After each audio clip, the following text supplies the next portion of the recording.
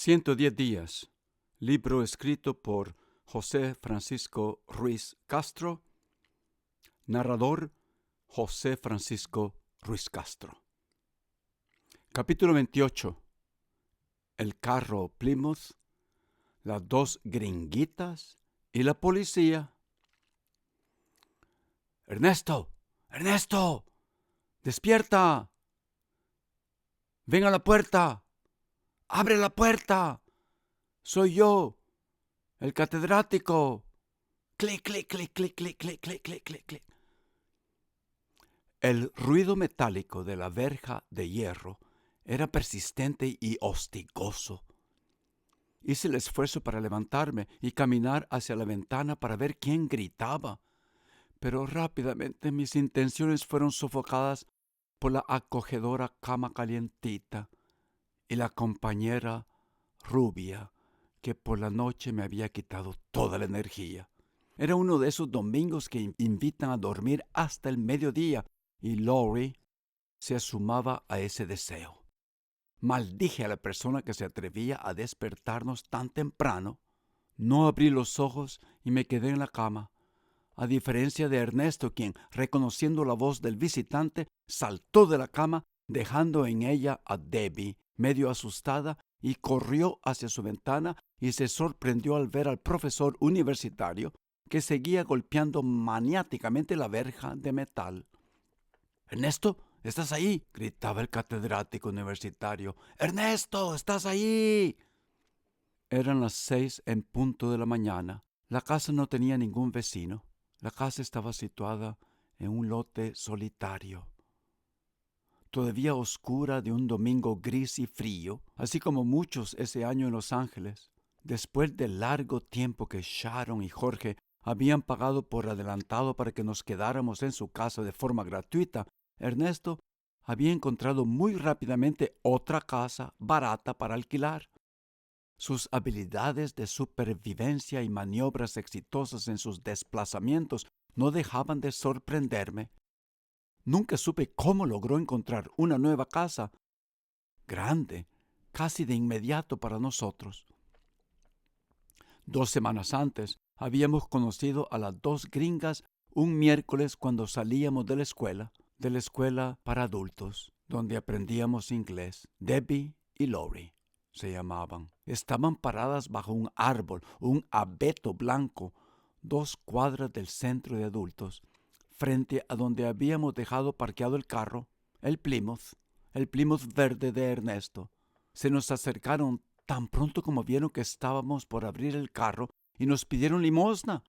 Querían exactamente un billete de $20, porque, decían, en su visita a Los Ángeles el dinero se les había agotado durante el fin de semana y estaban desesperadas por regresar a sus hogares en un pequeño pueblo al norte de California. Ernesto entendía mucho más inglés que yo. Ernesto las escuchó. Por nuestra parte, nos sentíamos solos y nos alegró la interacción y el coqueteo de aquellas gringas rubias. Además, vi una oportunidad, finalmente, para practicar inglés con una desconocida en una situación de vida real. Habían tantos mexicanos y centroamericanos y latinos en Los Ángeles. Era casi imposible aprender inglés. Ernesto gravitó hacia la que dijo que se llamaba Debbie, y yo hacia la que se presentó como Laurie. Le sugerimos reunirnos en ese mismo lugar después de las clases de inglés ese viernes, el día de pago, pero que tendríamos cash hasta el día siguiente. Ellas pidieron irse con nosotros a nuestra casa a esperar hasta que saliéramos del trabajo alrededor de la 1 de la mañana, y entonces recibí los $20. Nosotros nos vimos cara a cara. «Ernesto, esto no es posible». «Ernesto, yo creo que no es buena idea». «Sí, no va a pasar nada». «Ok». Yo asenté. Les explicamos que actuaríamos rápidamente porque nos mudaríamos de casa durante el fin de semana. Ernesto y yo habíamos adoptado una nueva actitud últimamente de vivir plenamente, casi un poco hiperactivos, construyendo, destruyendo, explorando, tocando, viendo opciones, descartando algunas y abrazando impetuosamente otras, como cualquier joven. Teníamos apenas unos 20 años, sin poner en peligro nuestras clases de inglés. Amábamos las clases de inglés durante el día y nuestro trabajo nocturno. Nos pagaban muy bien. Nuestras vidas las considerábamos aventuras inconclusas, pero preñadas de grandes posibilidades. Y nunca consideramos que alguna de nuestras acciones pudiera llevarnos al peligro. Nunca. No le temíamos a nada. Cualquier cosa que estuviera condenada a suceder, la abrazaríamos decididos, aunque, al igual que los héroes en las tragedias y comedias griegas, estuviéramos destinados inexorablemente hacia nuestro imprevisible y trágico final. Nosotros consideramos que esas muchachas gringas representaban uno de esos momentos ofrecidos por el destino que teníamos que capturar. Carpe diem, dice la frase en latín, con la esperanza de poder discernir el papel que ese momento podría jugar en el gran rompecabezas de nuestro futuro. La soledad sentida durante el primer año fuera de su país por los inmigrantes en cualquier parte del mundo es devastadora. Uno busca sin cesar momentos para apaciguar esa soledad, ese sentimiento, para llenar esos vacíos. Todo salió según lo planificado, con una gran diferencia. Nosotros habíamos tomado la petición de las muchachas al pie de la letra, esperando que tomaran el mencionado autobús de regreso a sus casas inmediatamente después de recibir los $20. Pero para el sábado en la mañana ya se habían enamorado de nosotros, o por lo menos nosotros pensábamos. Tal vez nosotros nos habíamos adaptado a un escondido gran plan de ellas, o a lo mejor se querían esconder de algo o de alguien por un tiempo o por cualquier otro motivo. Lo cierto era que no querían regresar a sus pueblos de origen en el norte de California. Por un momento nos pareció que ellas estaban deprimidas y por alguna razón temían regresar a sus pueblos. Conversando con ellas, medio percibimos que andaban buscando estabilidad, independencia, seguridad, control sobre sus propias vidas y a lo mejor amor. Todo eso, al parecer, también nos faltaba a nosotros y posiblemente añorándolo nos pusimos dispuestos a tratar de construirlo con ellas. Rechazaron nuestros $20 para el pasaje del autobús y en compensación les devolvimos ese favor aceptando que se quedaran con nosotros por un tiempo si deseaban. Esa mañana del sábado, las chicas felices ayudaron primero a sacar todas nuestras escasas posesiones de la casa de Sharon, junto a otras que fueron abandonadas por ella, luego a ubicarlas dentro del baúl del viejo Plymouth, y luego a manejar con nosotros a nuestra nueva casa. Creo que hicimos varios viajes de ida y vuelta. Nos trajimos un pequeño televisor, no blanco y negro por supuesto, que Sharon había dejado en la sala.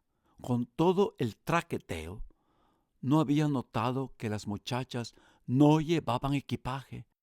Solo portaban un bolsón de lona marrón mediano, con agarraderos anchos y largos que terminaban en un nudo de gran tamaño sobre sus hombros. Esa mañana, nuestro proceso de mudanza fue interrumpido repetidamente por nuestros descansos largos en las entradas y salidas de las casas como excusa para darnos besos y abrazos largos e intensos. No sé cómo fue que pasó eso.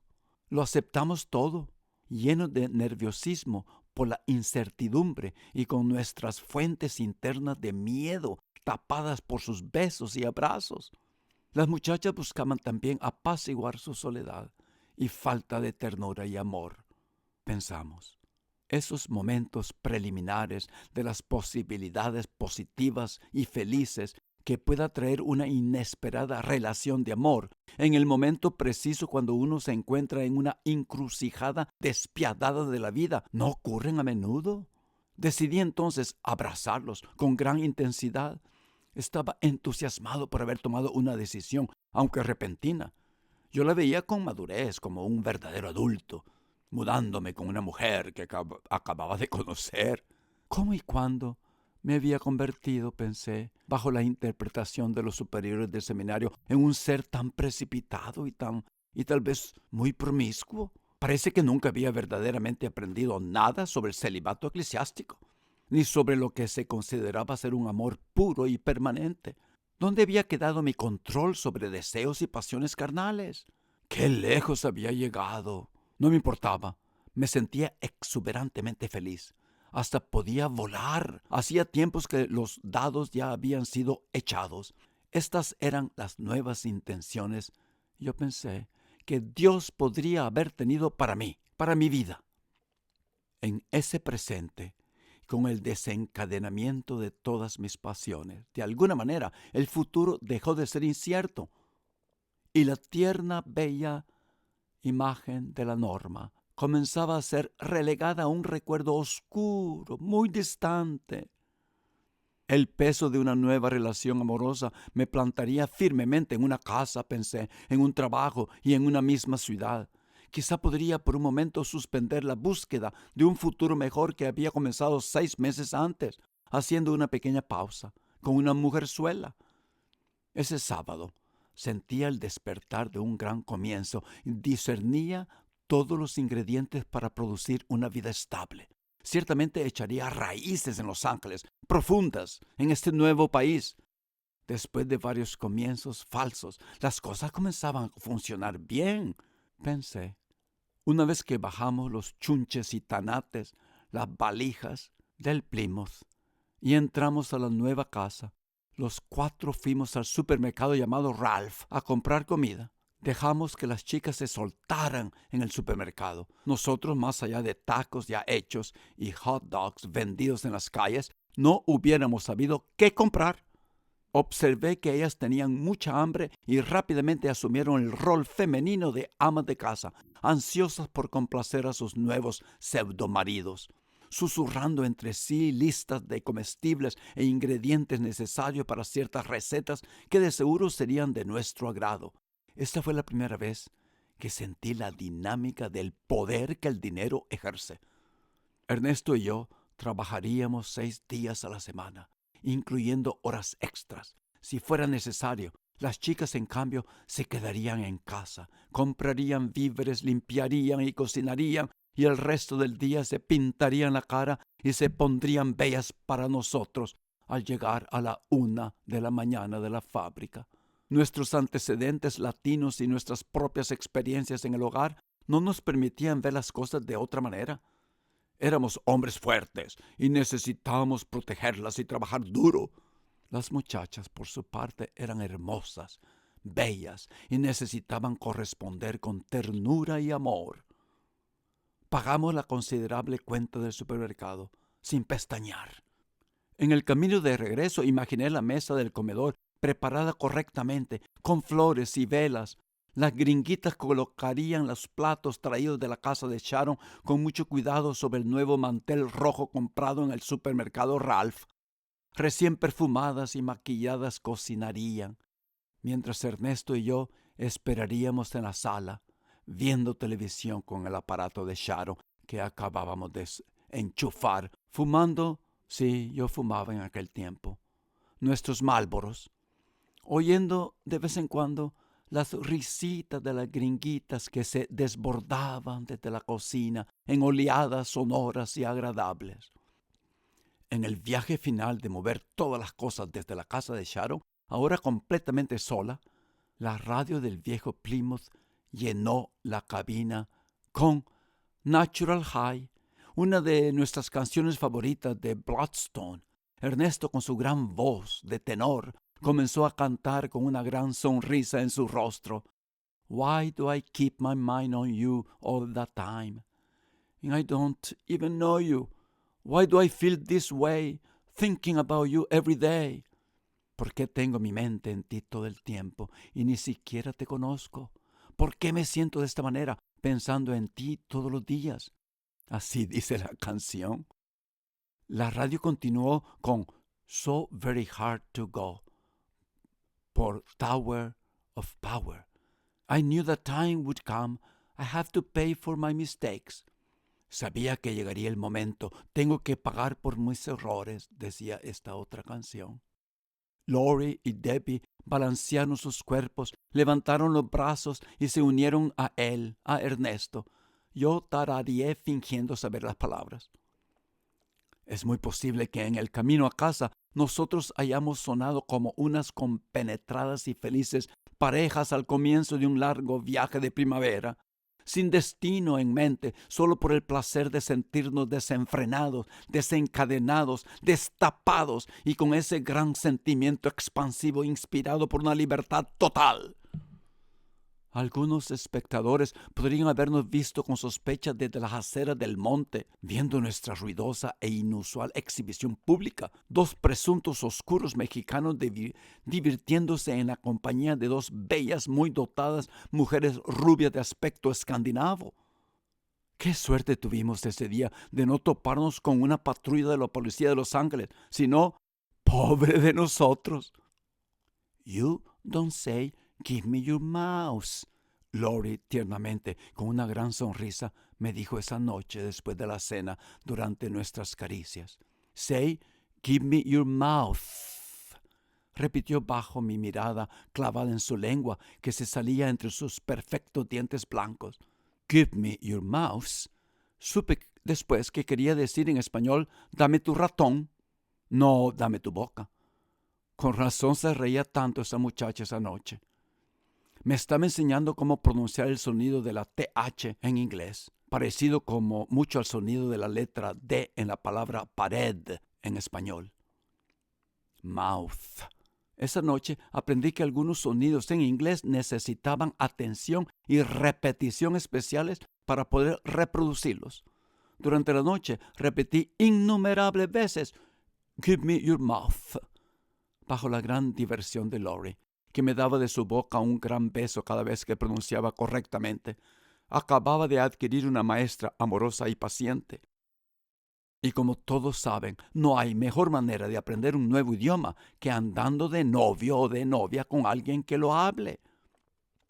Sin embargo, todo había de derrumbarse casi instantáneamente. Pasaríamos solo una noche de amor maravilloso en nuestra impecable casa.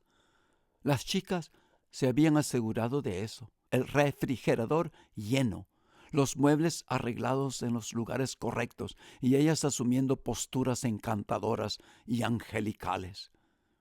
Ese domingo en la mañana que nos despertó ese tintineo metálico de la verja, Ernesto, todavía en pijamas, corrió hacia la verja para encontrarse con el catedrático. Me pareció extraño que el viejo profesor se apareciera tan pronto en nuestra nueva casa. En ese momento yo ya había saltado de la cama y me había puesto a mirar por la ventana.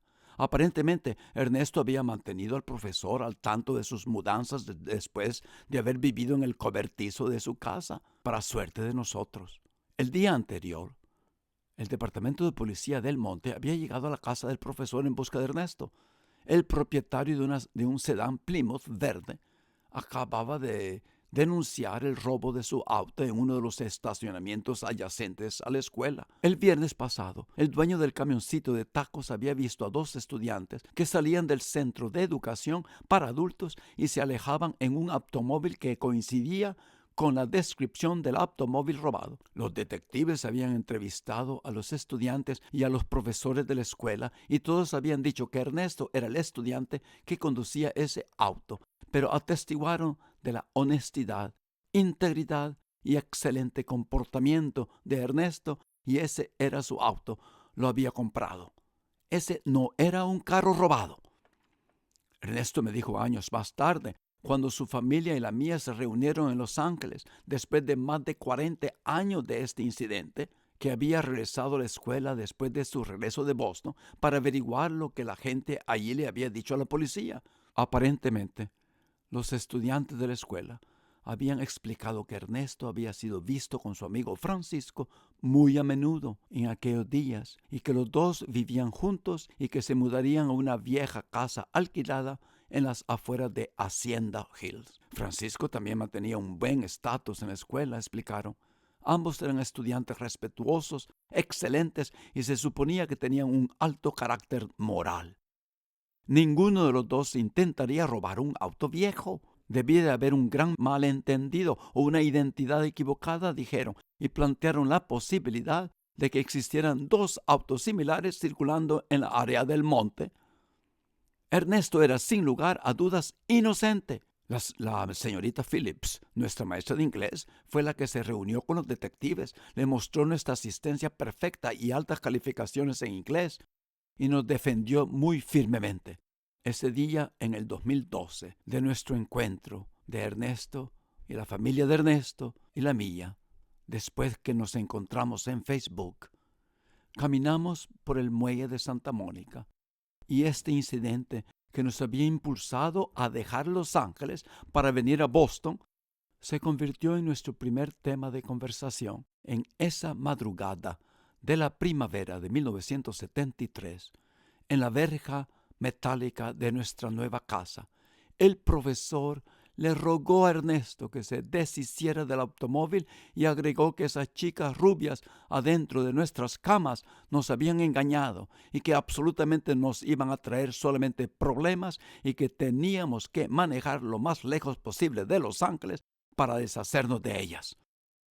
El profesor sospechaba que las chicas estaban huyendo de la justicia. El rumor era que los detectives también estaban buscando a las chicas y nos podían acusar como cómplices de lo que ellas hubieran hecho. Ernesto declaró su inocencia al profesor, diciéndole que el carro era de él, que le había comprado el viejo y feo Plymouth verde, un pedazo de basura, o un amigo que había decidido regresar a México. Y en cuanto a las chicas, nos desharíamos de ellas inmediatamente, le dijo, tranquilizándolo. Pero el profesor siguió insistiendo como para asegurarse que se entendiera la gravedad del asunto y agregó que la policía no tomaría nuestra rotunda negación de cualquier acusación como respuesta válida viniendo de dos inmigrantes con documentos cuestionables. Seríamos entregados inmediatamente, el catedrático pensó, a la migra para ser deportados y así evitarse de más investigaciones y papeleo. Los mexicanos sucios, como éramos vistos todos los latinos por la policía en Los Ángeles, eran indudablemente psicópatas mentirosos, de acuerdo con la policía. El profesor me dijo que la familia está buscando a esas muchachas. No han estado en casa desde hace mucho tiempo, me anunció Ernesto en voz alta mientras corría de regreso a la casa. Las chicas, sintiendo el peligro, estaban reunidas en la cocina y habían comenzado a llorar sin control, con sus caras expresando profundo miedo y desilusión. No pude descubrir si sus lágrimas eran causadas por la condena de un castigo inminente, inevitable y duro, cortesía de la justicia o tal vez de sus familias, o por la inevitable deshonra asociada al mentirnos para esconderse, para obtener simpatía, para obtener amor. Un día habían decidido escapar de sus pesadillas familiares para probar suerte, como innumerables jovencitas en las calles de Los Ángeles, así como le había pasado a Sharon varios años antes. Lori y Debbie sospechamos que se habían metido en algún lío solo para encontrar un par de mexicanos sucios, estúpidamente inocentes, gentiles, atentos, caritativos y trabajadores que gracias a su profunda soledad estaban dispuestos a ofrecerles abrigo y consuelo por el tiempo que quisieran. Se negaron a responder cualquiera de nuestras preguntas. Nunca explicaron nada. Solo continuaron llorando sin control. ¿Qué habrá pasado? ¿Por qué andaban huyendo? Nunca lo sabremos. Necesitamos que salgan de esta casa. Estamos dispuestos a llevarlas a sus casas, sea donde sea que estén. Norte de California. Lo más lejos que pueda, no importa. Las llevamos. Y no nos importa lo mal que hayan hecho, les dijo Ernesto después de un par de horas, justo antes del almuerzo. Debbie, la esbelta, había venido desde Wisconsin, con ojos verdes intensos y una sonrisa tierna y encantadora. Apartó a Lori, la gordita de Los Ángeles, y la decisión fue tomada. Sí, aceptamos nuestros errores y queremos que nos lleven a una casa. Entendemos que tienen que deshacerse de nosotros. Esta es una dirección en Arcadia. Este es un número de teléfono. Esta es la dirección de Lori en Temple City, con su número de teléfono. Prométanos que ustedes no se olvidarán de nosotros, dijo Debbie. Queremos que nos lleven a las 2 a la casa de Debbie. A una casa de Debbie. Es la tía de Debbie, dijo Lori. Yo no sé, tal vez estaban mintiendo. ¿Quién sabe? Mi teléfono, le dije, apuntando en un papelito el número de teléfono de mi prima Lisita. Decidimos saltearnos el almuerzo. Las muchachas recogieron sus bolsones de lona, se los atravesaron en sus espaldas y con lágrimas todavía en los ojos salieron de la casa y se sentaron en el asiento de atrás del viejo Plymouth. Cabizbajos, esta vez no nos detuvimos en la salida de la casa para abrazarnos ni besarnos, aceptando así lo inevitable de su partida. Debbie nos dirigió paso a paso hacia esa casa, la que decía, titubeando, que era de una tía, como si hubiera pasado en esas mismas calles muchas veces antes. Ernesto encendió el radio del carro Plymouth. La canción más popular en Los Ángeles en esa semana estalló en los parlantes del viejo carro y se convirtió en nuestra canción. Las chicas comenzaron a murmurarla. Gradualmente subieron el volumen de sus voces y ellas explotaron a todo volumen, como escapando del dolor y del miedo, llorando y riéndose, acompañando a Tony, Orlando y Dawn.